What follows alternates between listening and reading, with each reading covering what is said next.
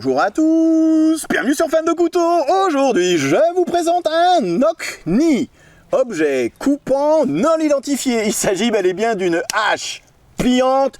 Et là, vous vous posez tout de suite la question, à quoi ça sert? Est-ce que ça sera aussi solide qu'une hache traditionnelle? Je réponds à cette question tout de suite, bien évidemment que non.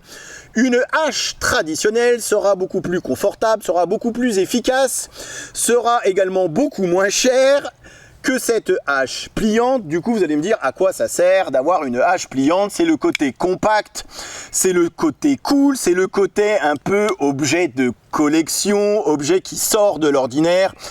J'imagine, comme moi, vous êtes un peu amoureux de tous ces petits objets aux mécanismes, aux fluidités, aux couteaux avec la lame qui retombe toute seule. Au final, ça ne sert pas à grand chose, si ce n'est d'avoir le plaisir de s'amuser avec. Et c'est exactement ça, cette hache. Au final, si vous recherchez une hache, je ne vais pas aller vous conseiller cette Katsu pliante, autant prendre sur une Grand Force Brooks qui va coûter 3 fois moins cher. Maintenant, si vous cherchez, si vous trouvez l'objet beau, si vous cherchez une petite hache avec un look un peu tactique, avec ce côté un peu fun de l'avoir une hache pliante, cette hache est juste géniale. La qualité est bel et bien au rendez-vous et ça me permet de continuer avec cette marque Katsu. Souvenez-vous, je vous avais présenté 2 modèles de chez Katsu. Ici, le JSW1, marque chinoise à l'ambiance clairement japonaise sur ce couteau. Et j'avais été un peu, alors je n'avais pas été très dur, mais j'avais émis quelques critiques sur cette marque et c'est vrai que je n'avais pas été convaincu par ce modèle. Vous allez me dire ni même par celui-ci, mais finalement je me surprends à porter ce modèle CK01 très régulièrement. Alors, on est sur tous les... Je me fais bouffer aux moustiques. On est sur ce que les Chinois nous ont habitués au niveau des standards, hein, fluidité, roulement habile, la lame qui redescend toute seule, les ajustements, les finitions, je ne reviens pas là-dessus. Mais ce qu'il a en plus, ce CK01, c'est cette lame, cette magnifique lame satin en 154 cm, mais c'est surtout cette émouture. On est sur un full convexe, donc c'est une émouture convexe quasiment du début, du dos de la lame jusqu'à la fin, et c'est quand même assez rare aujourd'hui dans la production actuelle de rencontrer ce type d'émouture du full convexe sur un couteau qui dépasse pas les 100 €. Cette lame, elle est juste géniale à utiliser et comme je vous dis, je me surprends à utiliser ce couteau parce qu'il y a cette émouture sur cette lame, parce que cette lame est géniale à utiliser, parce que le tranchant est résistant, parce que l'acier est bon, parce que la trempe est bonne, et puis parce que j'adore cette lame et j'adore cette émouture sur un couteau pliant. Donc vraiment, Katsu, j'avais peut-être été, ou je l'avais peut-être pas assez précisé, mais vraiment, bravo pour cette émouture, bravo pour cette qualité de lame et cette qualité d'acier. Chapeau Katsu. Donc je reviens à ce qui nous intéresse. Katsu, du coup, on est finalement sur les mêmes standards de fabrication avec cette hache pliante que sur leur couteau. C'est vraiment la première chose qui frappe sur cette hache, c'est la qualité. Je me fais vraiment attaquer de partout. C'est vraiment la qualité de fabrication, la qualité d'assemblage et surtout le poids. Quand on reçoit l'objet, alors d'ailleurs je vous montre, on reçoit l'objet dans une housse, comme on pourrait recevoir un couteau aujourd'hui dans une housse. Donc la hache est à l'intérieur de cette housse, ce qui peut être pratique également pour le transport. C'est le poids. On est sur un objet qui pèse quand même 820 grammes et ça se sent. Quand je mets la hache entre d'autres mains, la première chose qu'ils font, c'est waouh!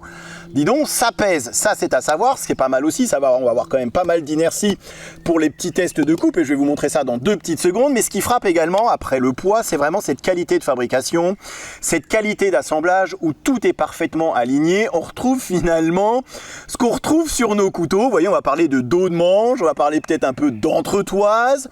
Ici, on parle de stop pin. Regardez-moi l'épaisseur du stop pin, c'est ce qui va empêcher que la hache ne pète et fasse des tours, la lame fasse des tours sur elle-même. Pour résumer, donc regardez l'épaisseur du stop pin, c'est du costaud.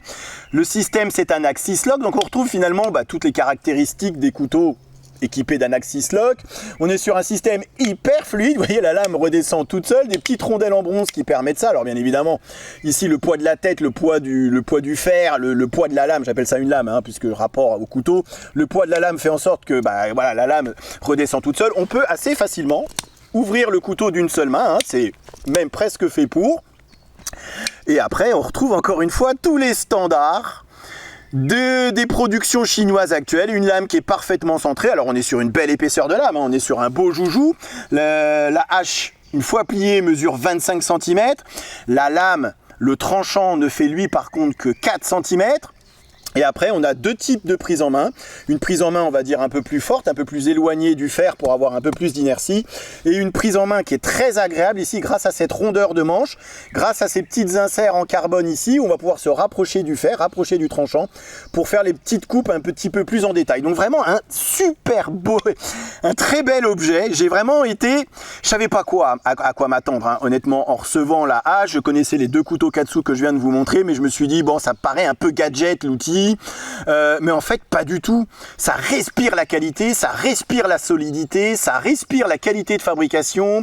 Après ici c'est une collaboration, j'en ai pas parlé mais ça a son importance néanmoins avec, alors il s'appelle Nemoto Tomuyuki qui est un japonais, donc c'est un design d'un japonais qui était dans les paras japonais, c'est pour ça qu'il y a ce côté et cette ambiance un petit peu tactique également. On est loin de la hache bushcraft traditionnelle, le fait que ce soit sur un revêtement noir, le fait qu'à l'arrière on est ici, on soit pas sur un plat comme on pourrait retrouver sur une hache traditionnelle pour se servir comme d'un marteau, vous voyez on tape dessus pour fendre une bûche. Ici on a ce côté un peu, on va éclater les crânes de nos ennemis et on peut tout à fait le faire, hein, vous voyez ça.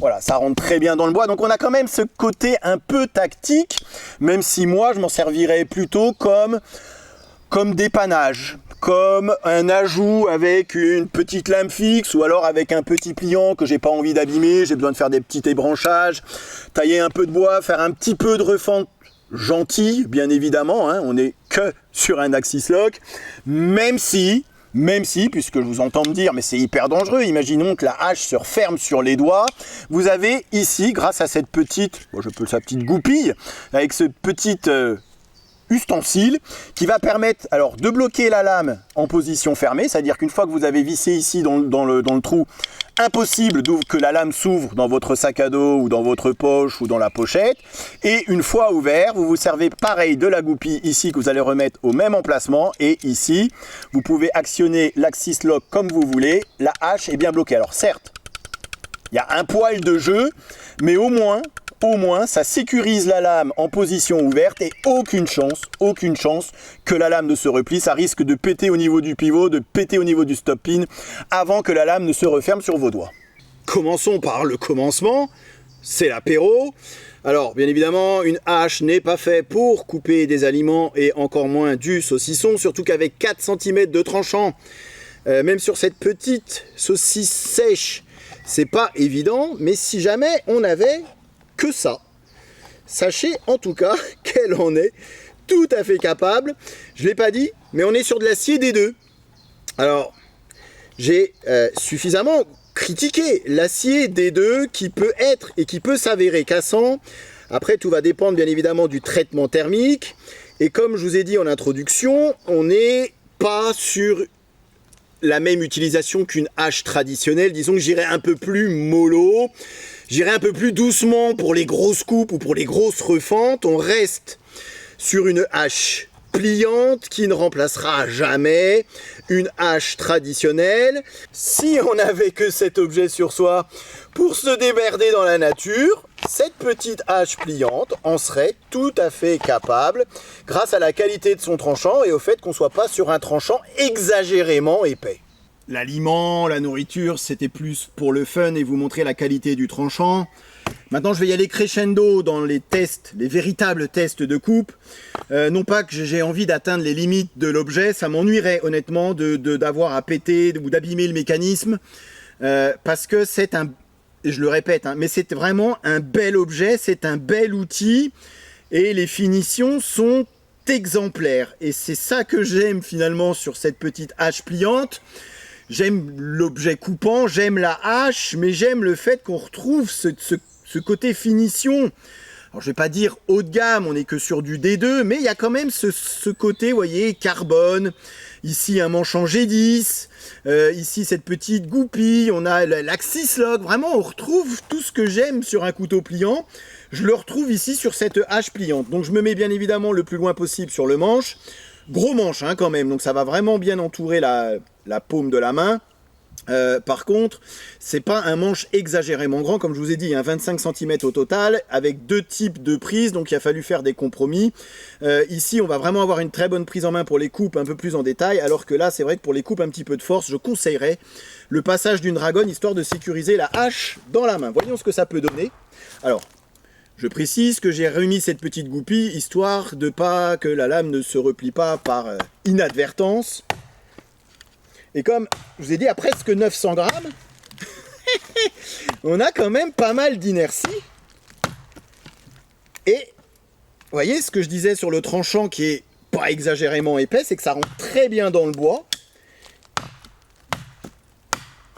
Et ça permet, très agréable, vraiment de retrouver cette sensation lorsqu'on utilise une petite hache, une petite hachette. Alors, là, ça glingue un petit peu plus qu'une hache traditionnelle, bien évidemment, mais ça fait le taf, hein, regardez. En un coup, et pas très fort, hein, ça rentre très bien dans le bois. Et je vais même continuer, parce que je trouve ça super efficace, super sympa. On a une bonne prise en main, même si cette partie-là est pas très grande, hein, donc il faut vraiment bien se rapprocher. Vous voyez, j'ai mes 4 doigts, ma main qui tient tout juste sur le manche. Mais c'est super efficace, et ça, c'est grâce, bien évidemment, au poids de l'outil, au poids de l'objet, qui fait qu'on a une inertie. Et la qualité du tranchant, bien évidemment, qui fait que ça rentre dans le bois sans aucun effort. Oui, sur de la petite branche, c'est efficace, mais alors là, n'importe quel couteau de camp ou gros couteau de camp serait capable de faire la même chose. Maintenant là, on va s'attaquer à quelque chose d'un petit peu plus sérieux, d'un petit peu plus costaud. On est sur du bois qui est hyper sec, on est sur une belle section de bois, et on va voir du coup ce que cette hache pliante est capable de faire. Et surtout, encore une fois, quid de la solidité? Est-ce que c'est solide? Est-ce que c'est finalement que gadget comme outil, ou est-ce vraiment efficace? Eh ben, on va voir ça ensemble. En tout cas, ça rentre dans le bois, ça se bloque à l'intérieur. J'insiste sur ce côté poids, hein, alors qu'on ressent pas du tout en tant que hache, mais justement qui participe à cette inertie. Regardez les sections de bois que ça enlève sans véritablement trop d'efforts. La prise en main est bonne, hein, mais j'insiste sur ce manche peut-être un poil petit pour les grosses paluches. Alors, regardez, et bien évidemment j'ai pris la partie avec le nœud, autrement ça n'aurait pas été drôle.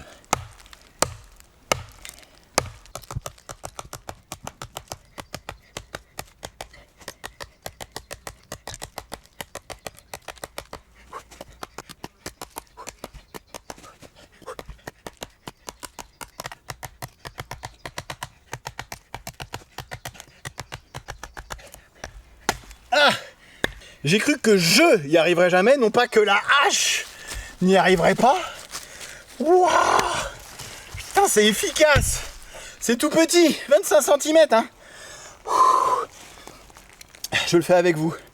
On va l'ouvrir, enfin on va enlever. Waouh! On va enlever la goupille. Waouh, ce nœud! Elle a pas bronché.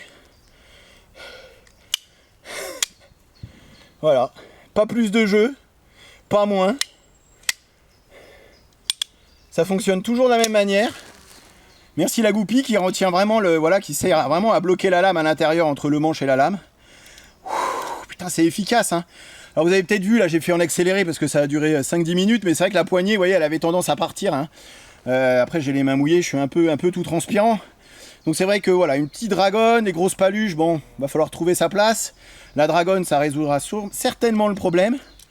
Mais voilà, je pensais, ça aurait pu être un outil gadget, honnêtement, hein. Quand on voit ça comme ça, on se dit, bon, allez, c'est gadget, pas beaucoup d'utilité, ils ont voulu faire un truc pour voilà, qu'on parle d'eux, mais absolument pas. C'est beau, c'est qualitatif, c'est efficace en plus. C'est confortable, hein, malgré le fait que voilà, le manche soit un peu petit. C'est solide. Le tranchant, franchement, bah oui, c'est un peu émoussé, hein, forcément. Le revêtement, je vous montre ça, hein, je la nettoie, je vous montre ça, et puis 2-3 petites taches, puis on conclura. Bah, il est un petit peu parti, hein, ce qui est tout à fait normal, mais ça aurait pu être pire. Non, franchement, C'est pas gadget du tout. Après, c'est certain que pour de la refente, surtout quand vous voyez le temps que j'ai passé à couper celle-ci, ça va être un peu léger, hein. Il n'y a que 4 cm de tranchant.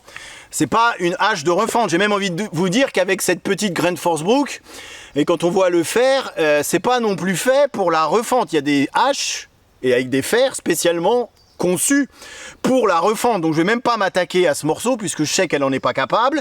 Après, elle est pas faite pour ça, hein. C'est pas une hache de bûcheron, hein. C'est excusez-moi, mais là je me suis donné, hein. Donc c'est vraiment, voilà, c'est pas une hache de bûcheron, hein. C'est vraiment la petite hachette pour un peu débranchage. Vous voyez, à la limite, découper une bûche en deux, mais ça, encore une fois, je trouve que bon, là, c'était vraiment pour la démo. Par contre, s'il s'agit de faire de la petite refente sur du petit bois comme ça, elle en est normalement tout à fait capable. Encore faut-il viser juste, mais normalement, elle en est absolument capable, sans aucun problème. Après, ce que je viens de lui mettre dans la tronche, honnêtement, alors, je vais vous donner cette petite astuce. Voilà. Vous mettez pas votre doigt et vous tapez pas dessus, hein. Sécurité d'abord. Il y en a comme ça qui ont perdu un doigt, hein. Donc voilà, vous tenez avec le bâton.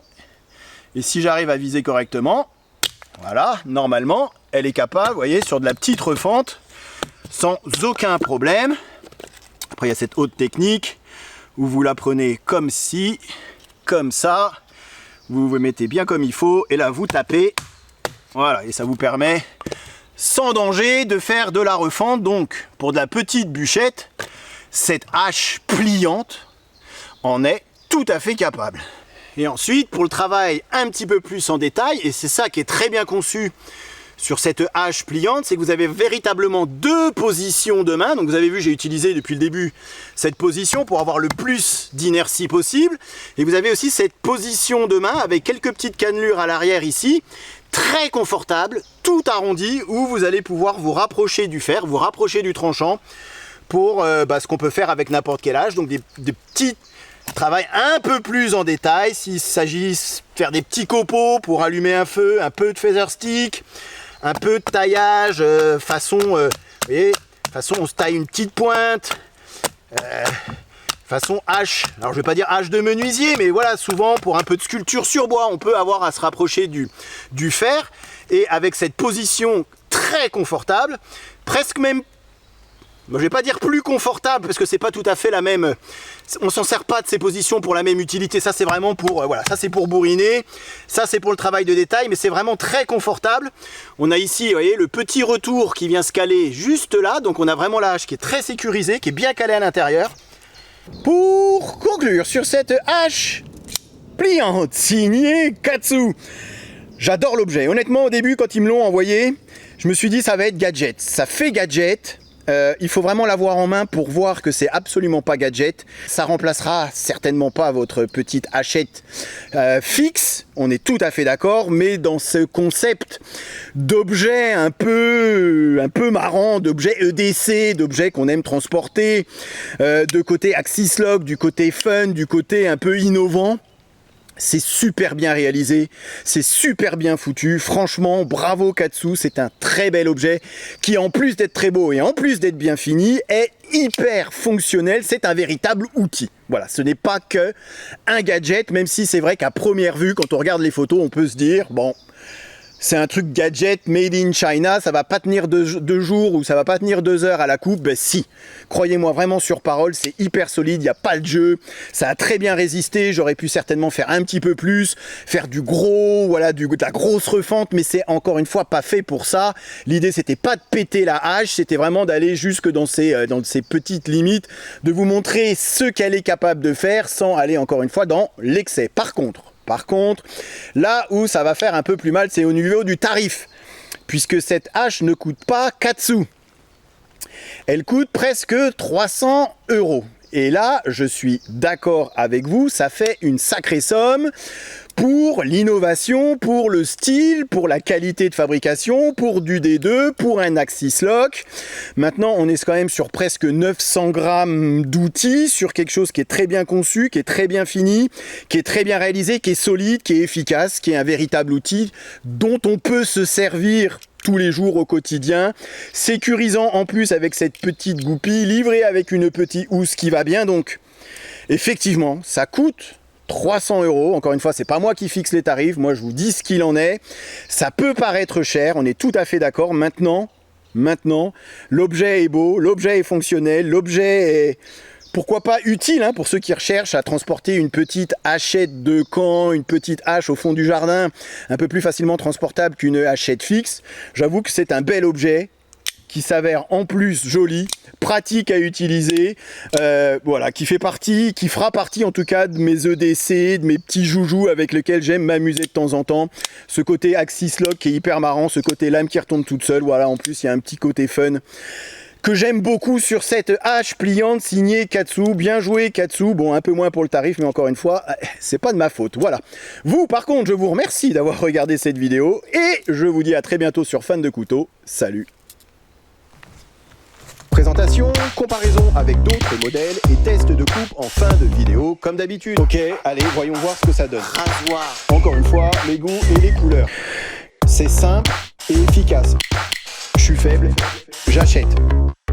Il n'y en aura pas pour tout le monde.